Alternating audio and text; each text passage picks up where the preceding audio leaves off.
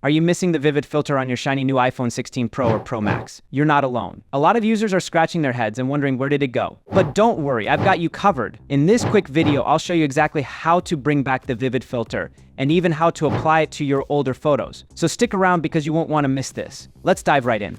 All right, here's what's happening. When you take a photo on your iPhone 16 Pro or Pro Max and open it in the Photos app to edit, the good old vivid filter is just gone. Weird, right?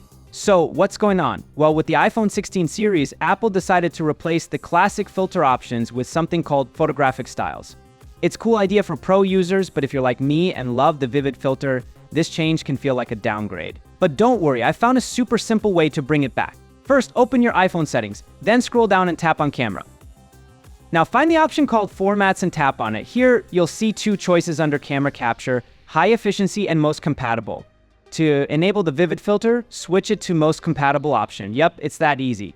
Once you've done that, the vivid filter will be back in your editing options. Let me show you how it works. I'm opening the camera app, snapping a quick photo, and heading over to the Photos app to edit. And guess what? The vivid filter is back along with all the classic filters you know and love. Problem solved. Now, what if you want to apply the vivid filter to older photos you've already taken? Don't worry, here's a quick trick for that too. First, take a new photo and apply the vivid filter to it.